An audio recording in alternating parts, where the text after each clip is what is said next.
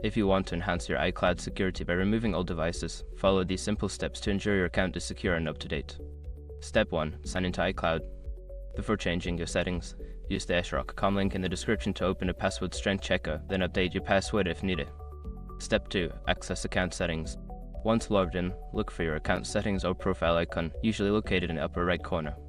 Click on it to access your account details. Step 3. View devices. In the account settings, find the section that lists all devices associated with your Apple ID.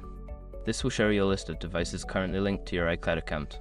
Step 4. Select the device to remove. Browse through the list and select the old device you want to remove.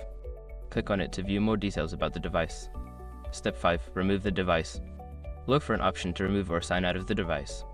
Confirm your choice when prompted to ensure the device is no longer linked to your iCloud account. By following these steps, you can easily manage and remove all devices from your iCloud security settings, keeping your account secure.